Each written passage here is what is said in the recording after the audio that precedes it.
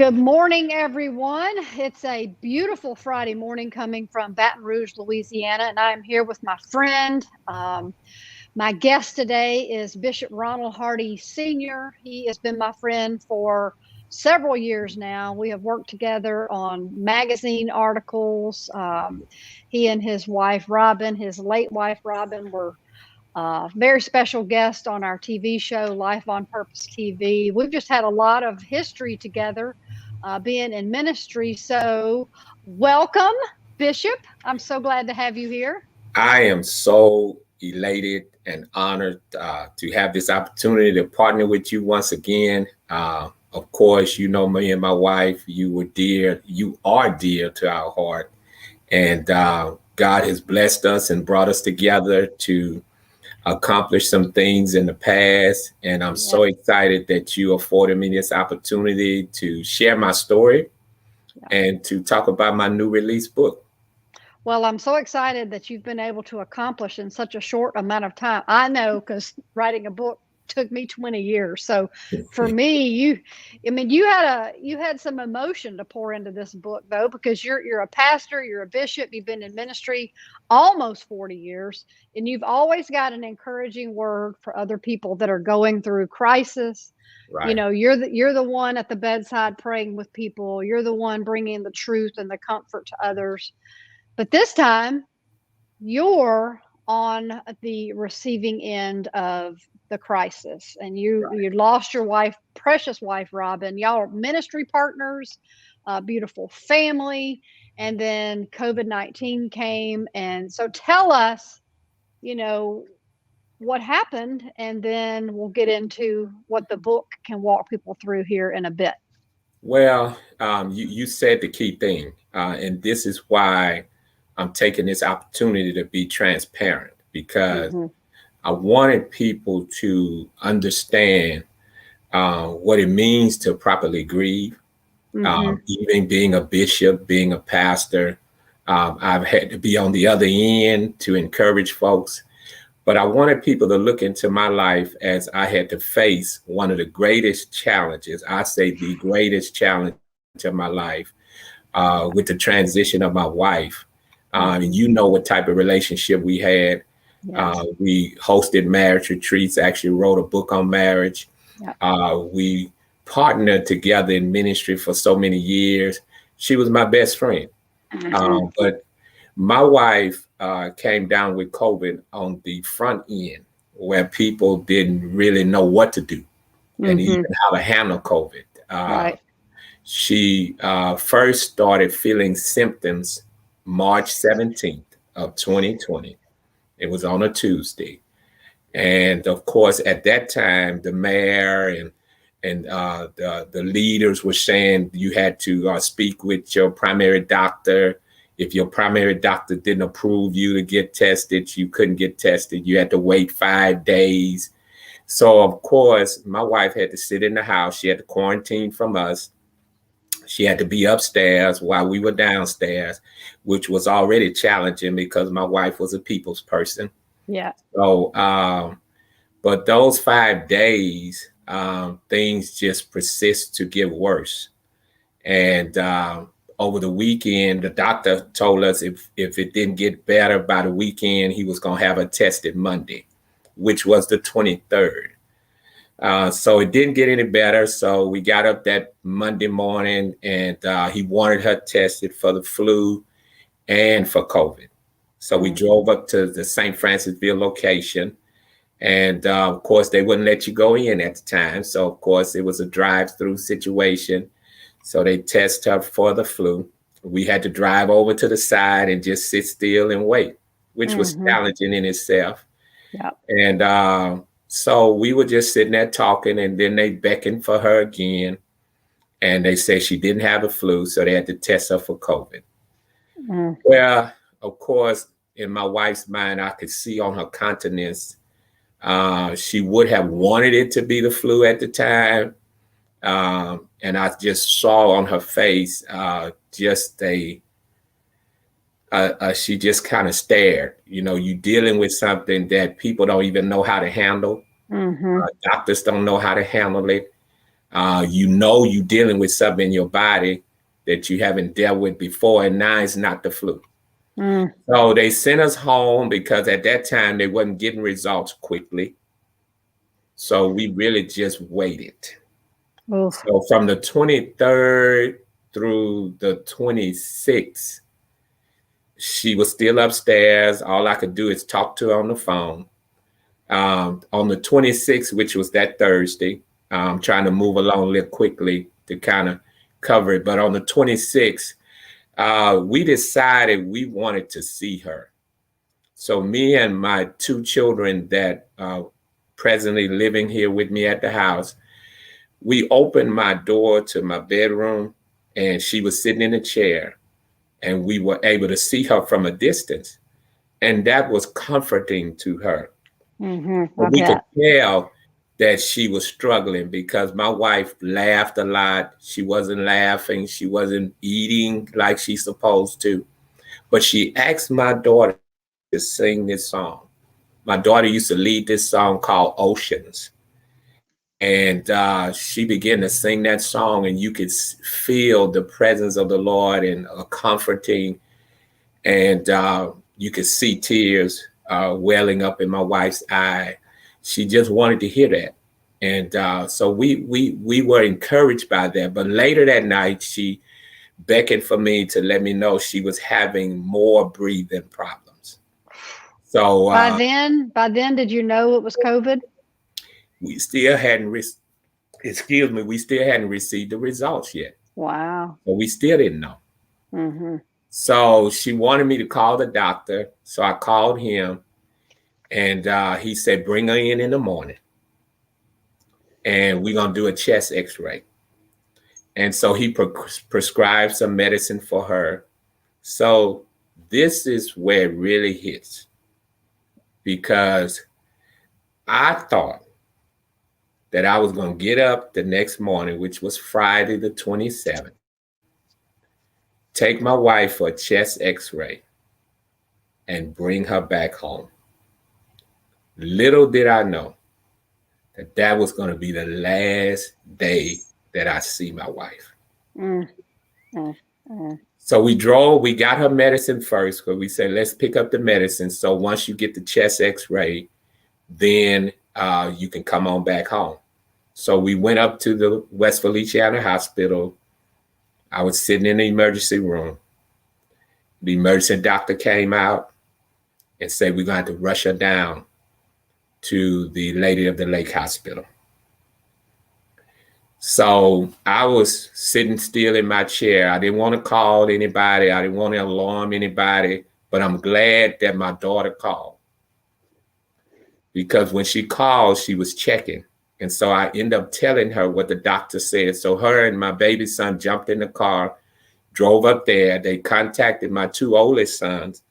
They were too far away to meet us at the time. So they were going to meet us at the Lady of the Lake Hospital. So we waited on her to come out, and they transitioned her into the vehicle. And we gave her thumbs up, and that was the last time that we saw her. So I'm following her down in the car, get to the Lady of the Lake Hospital. My 2 oldest sons are out there waiting. I'm thinking I could go in like I was, at least be an emergency. At that time, they weren't even letting you go in. They literally stopped me in my tracks. So I'm puzzled, I'm messed up. I was sharing with them, my wife has been transported down. They say, you still can't go in. I said, well, at least give her her phone so we can stay in communication. That's how we stayed in communication with each other. FaceTime calls and we didn't even get a chance to FaceTime. She was in so much pain. All we could do is text. Right. Back and forth. So that was on the 27th. And everything started happening so fast. We texted her and said, we're going to be at the Baton Rouge church. We decided to stay there. So we wanted to make her feel that we were close to her. So we stayed there. About 11 o'clock that night, I get a call, the doctor telling me she on the phone, the doctor on the phone. Everything started happening so quick. We need to put her on a ventilator. This is the only way she's going to have a chance to survive. So I didn't know what to do. So I called my primary doctor. He said, if that's what they asking to do it. And everything started transpiring. My son said this, my baby son, it was like the fastest but yet slowest time. Yeah, I bet. Because we had to sit around the phone for 11 days, my just waiting on a gosh. phone call, morning, noon, and night, updating us. Wow. And did they call you with updates? I mean, regularly? They called. They did well for the morning and noon, but the night they would eventually call, but it wasn't on schedule. There were times it acted like she was getting better. And I'm gonna share this with you. They were ready to give up instantly. They really was. And I said, I can't do that.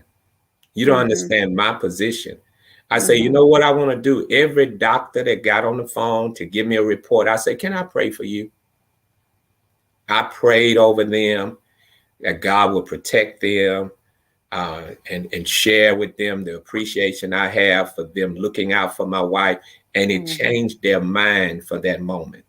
But we know it's in God's hand. That's how they did it. And they started trying to respond to us, because I kept praying for them. Everyone got on the phone. But there was this nurse. Her name was Megan.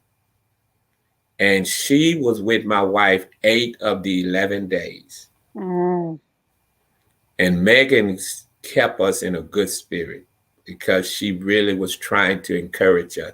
And I asked Megan to do one thing for me. I said, can you put the phone to her ear? Because now she's on the ventilator, obviously. Yeah, and she sedated.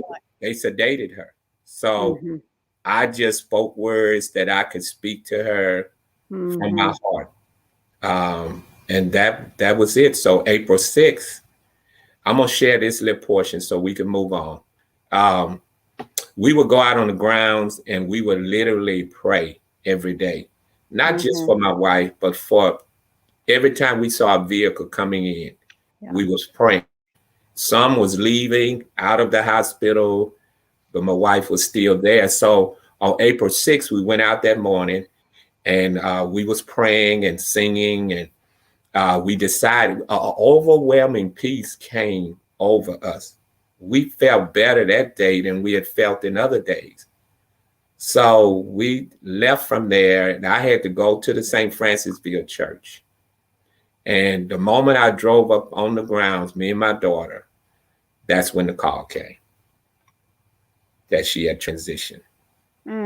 So now we in shock. Yeah. Because you're still holding out hope that she's going to recover. At this point, you're believing. You've got prayer chains. You've got visuals. You've got people around the clock. Right. People were praying from all across the nation for her. They were waiting on updates every day. Yeah. So you're right. Yeah. So the call comes. She's transitioned. You're in shock. And I mean, you built all this up in faith, and then all of a sudden, I mean, how was that moment? You're a pastor. Did you feel crushed? Did you feel? Obviously, you had to feel crushed. But I mean, what happened in that next? But that moment, me and my children, we couldn't even respond. Like people were calling us. Yeah, they knew something was up because we would not respond to a call that first day. They called us all the way up to 11 o'clock that night. We just could not respond at that time. And we was in shock. This can't be true. And we were stunned. And we didn't know what to do. And I told them we just going to sleep, which we couldn't sleep. Yeah. But the next morning is when I would get on social media and I will address everybody. And I remember watching that. Right. And that's when we got up the next morning and I addressed everybody. I called my family, because I didn't want them to hear it through social media. Mm-hmm. And I contacted her family, and I didn't want them to hear it through social media. So once I spoke with both families, then I got on social media and I addressed everybody the next day. Yeah. Oh, what a tough journey. So you had that overwhelming sense of peace that had to be God preparing you. That doesn't escape the moment of absolute shock. And like, as you said, you're stunned. But you guys are such a tight knit family. I mean, you're very close. You've always Mm-hmm. been very close. Mm-hmm. To be able to have your kids with you, and I mean, it's just it's a terrible thing, but at least you had each other close there, and you were able to walk through that Right. together. And that, that's a family is never prepared for that. But if ever a family was, being together your whole life as a tight, Right. close, ministry minded family, Mm-hmm. you helped each other, I'm sure, more than you could possibly imagine. We talked every day, Yeah.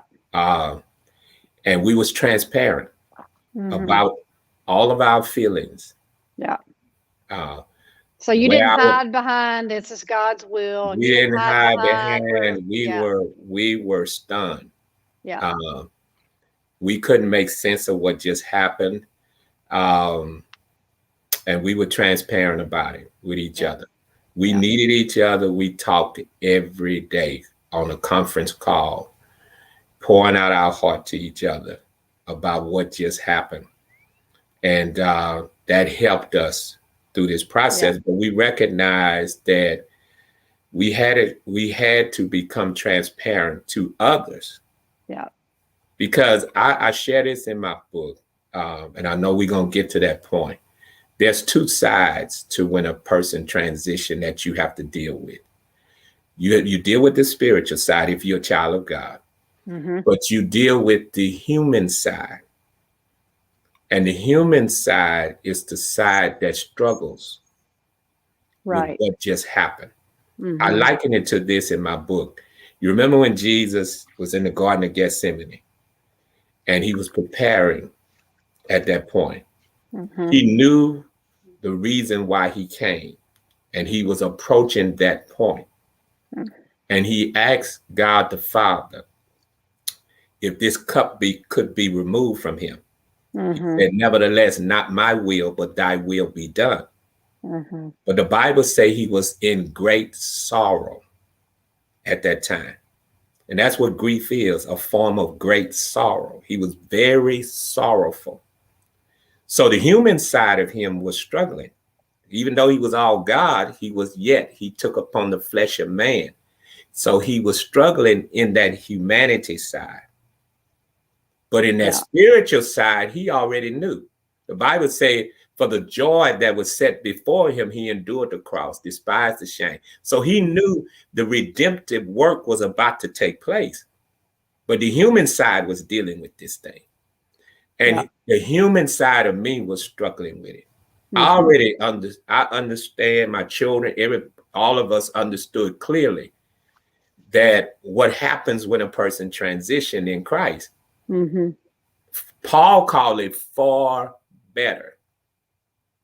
But yet he said it was more needful that I be here for you.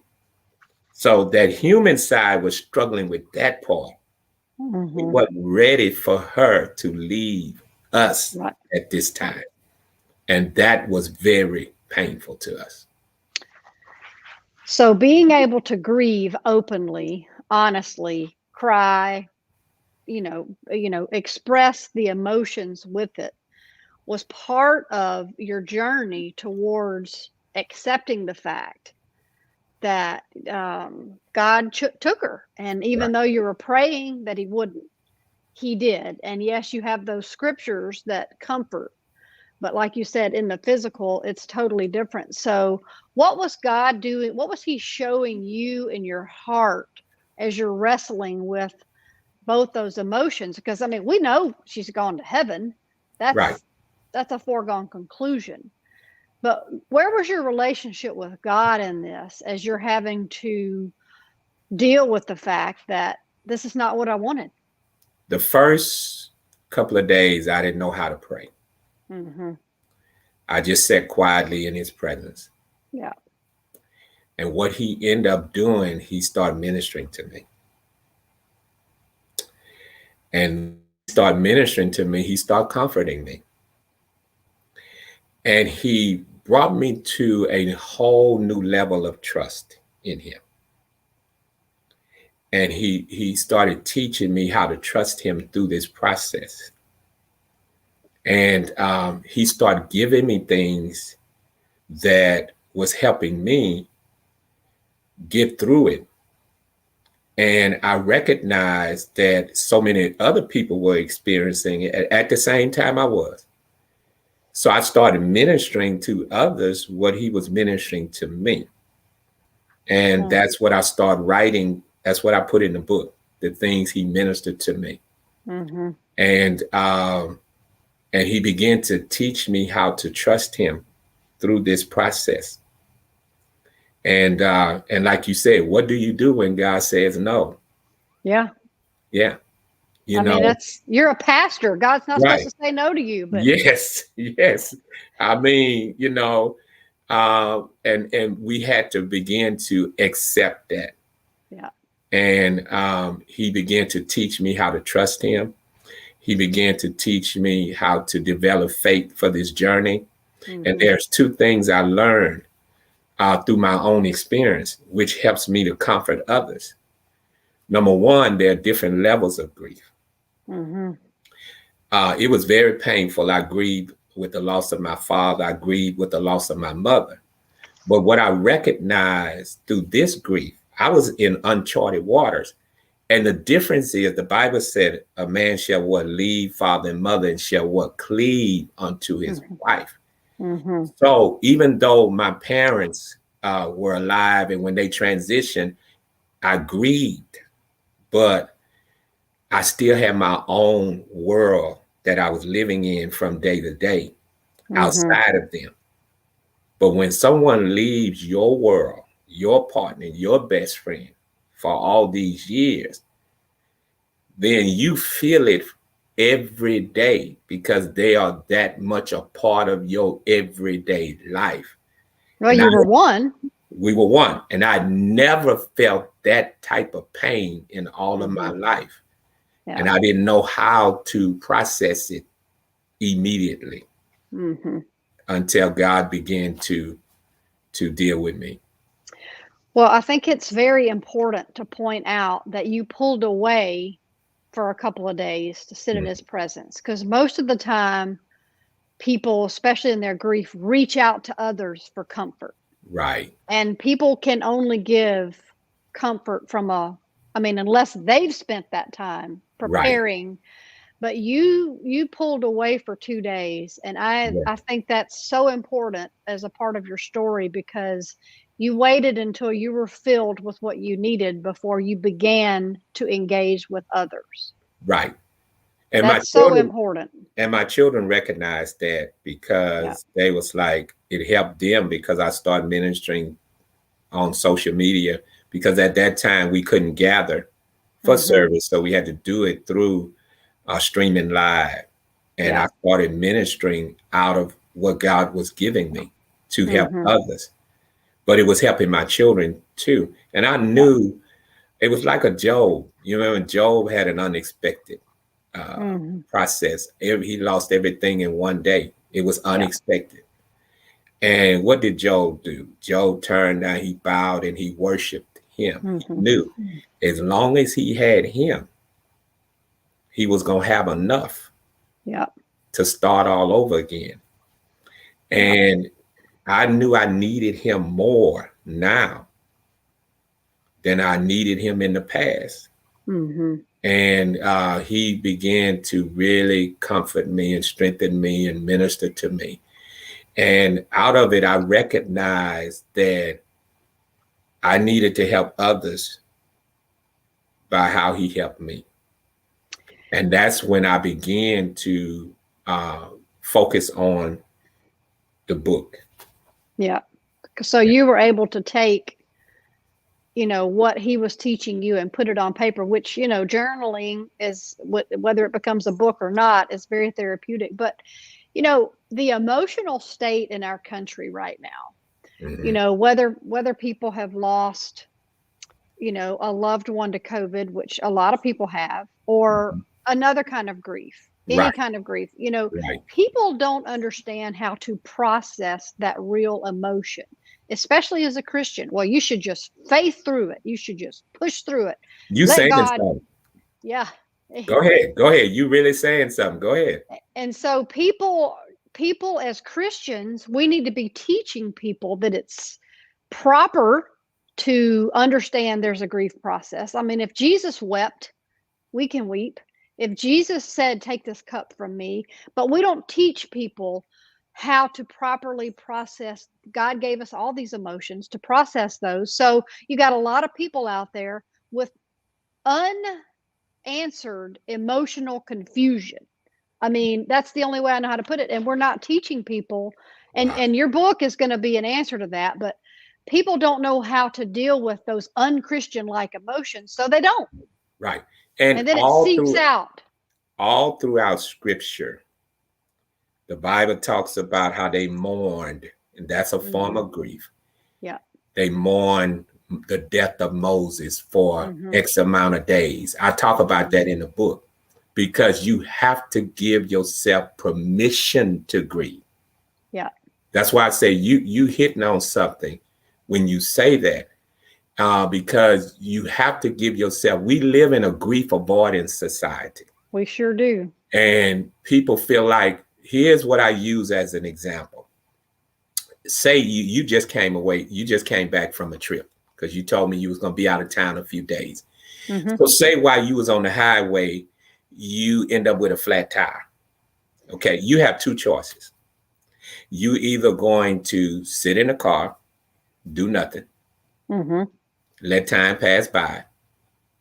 If you do that, the tire gonna still be flat. I don't care if it's 10 days, 20 days, whatever. Right. It's gonna be flat. Okay. You won't move anywhere. You're gonna be stuck right there. Right. Or you can get out the car, change the tire, which takes work. All right. Get back in the car and drive to your destination. Yeah. Now, the first example I gave you, that's how people try to handle grief. Yeah. You cannot avoid it. All right. You cannot suppress it. This is why people are having mental breakdowns 5 and 10 years from now, because they never totally process their grief. Yeah. All right. So we live in a grief avoidance society. They are forced to go back to work. We realize we living in an economy that's driven like that. So, but at the same time, these people hadn't fully grieved. Okay. So they are either on anxiety medication. That's why that is spiking so high in our country, or they're having health challenges because they never properly grieve. And the book that God blessed me to write, called The Unexpected Journey, addresses these issues and also teach you how to allow God to be there for you. Because I write it in a sense of, let's take this journey together. So you can understand that it is a journey. And so it's not an overnight situation, and it takes time, but you have to, there are certain things you have to confront head on if you're going to get to the other side of your grief. And we're going to talk about the book, but I want to say this before we do. You talk about authenticity with your family, but you also have to be honest with God, and people are afraid to be honest with God. I mean, sometimes, if you read the Psalms, those are some honest, heartfelt, gut-wrenching prayers, but people are scared that they're going to get punished by God if they complain to God. So part of your book will walk people through the trust factor. You talked about that. And being, because you can't a God that you can't trust and let love you you're going to have a hard time letting him be the one who ministers to your soul, because you're scared to be honest with him, even though he knows. And I talk about that too. And I talk about it. He's not going to be judgmental with you. Don't try to fix what you're going to say to him. Right. Just pour your heart out to him. He already knows. Exactly. Like you say, he already knows. Mm-hmm. And he know where you are at that time. So you need to be transparent with him because he already knows. And that's how we were as a family. We poured our hearts out. And my children was honest. They had unanswered questions. Yeah. That they asked God. They were stunned. They didn't know how to respond. But I'm glad you brought that out, because people feel shame to do that. Yep. And they need to be free. Right. It's not going to be judged by him. Right. He knows where you are. So Right. you have to be honest and pour your heart out to it. Yeah. So the book, The Unexpected Journey, is for anyone who's had an unexpected journey, or should I say, for everyone who's had an unexpected journey. That could be the loss of a dream. It could be the loss of, because all of these deal with our relationship ultimately with the Lord, which is what we're trying to really get to, is how he came into that unexpected journey and walked with you, a pastor, a father, through all of this. And so it comes out Monday. Right. Comes out Monday. I'm excited. And you're able to take your journey and use it to encourage people. It's honest, but at the same time, it's based in truth and what you can do to build yourself back up. Right. And stand on truths as opposed to wallow in undefined grief periods, and actually grow in your relationship with God, right? Right. Each chapter is a key component to the whole. And so I take you from one step to the next step in the book so that's why I call it the unexpected journey.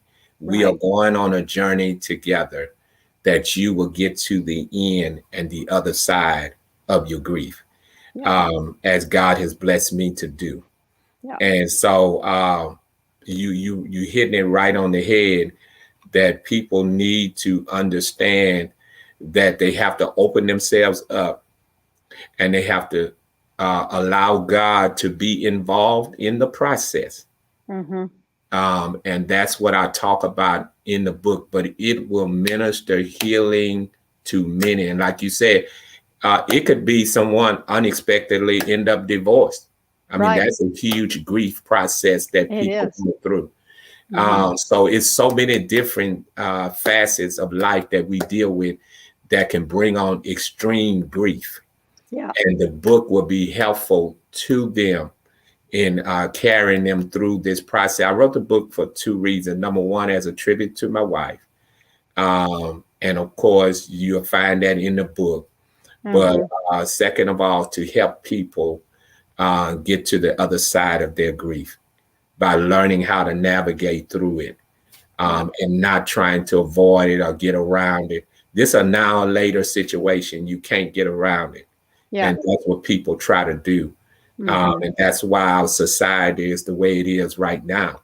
So I'm teaching you to walk through it, not try to walk around it, not try to avoid it, but to walk through it to get through to the other side of your grief.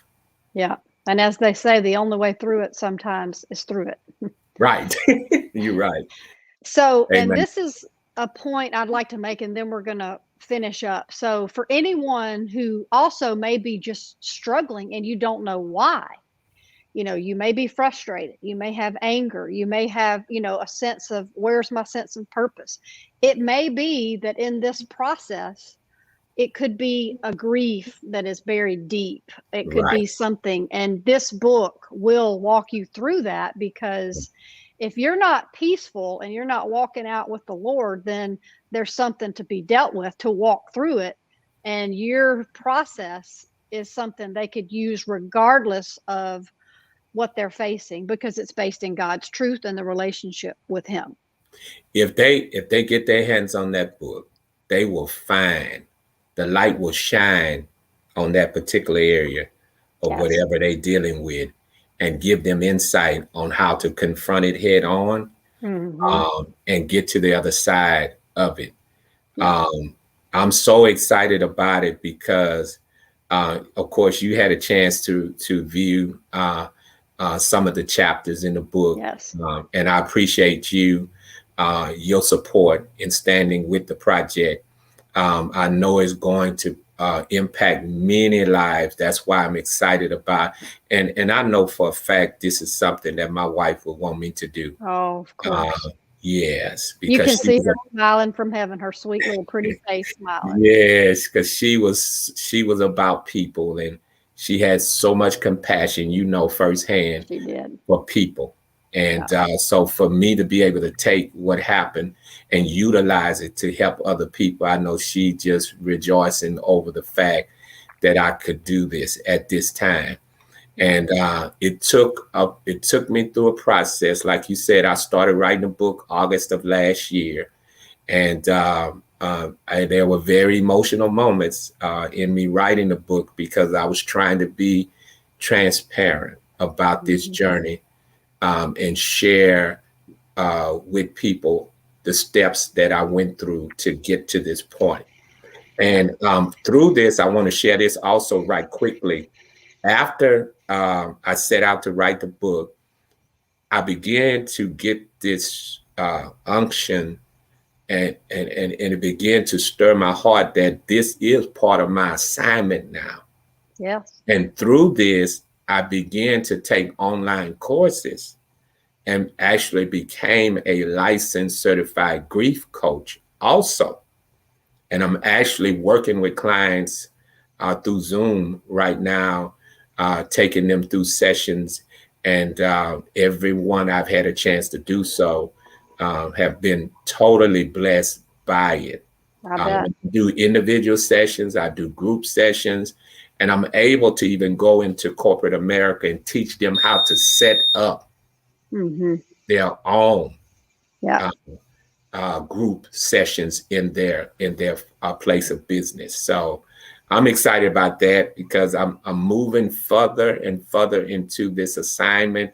I solicit your prayers as God continue to use me to do this and to bring healing to many people in the world, because this pandemic is a world issue. Yes, it is. Not just a nation issue that we're dealing with. Well, and you can get the book on Amazon. It's called Right. The Unexpected Journey, and it's going to release on Monday. I can't wait to get my copy, but it's a great gift. I mean, what a great gift to give someone, the process of walking through and coming on the other side of grief with someone who's not only been there and you've been in the pastorate for so long, but you share. So we'll have to come back and talk more about this once the book is out, and we could talk all day, but we're going to have to wrap it up there. But amen. It's going to be a great book. I just know anything from you is going to be great because it's anointed as Amen. your life is. And my love and hugs are with you and your family. And I'm so thankful for what you've meant in my life. And knowing Robbin is looking down and happy with the work that you're doing is somehow a blessing, and so I pray for the book to do really well. I pray lots of people get it, and I'm looking forward to mine and get it for a gift Monday. Amen. All right. We'll talk soon. Thank you so much. And I appreciate all the work you've done. I know this has been a tough process, but this has been insightful for so many and a big answer to a big problem in our world going through that grief process. So thank you. And once again, thank you for having me on your show today. Anytime. We'll talk soon. Amen. God bless. Bye-bye.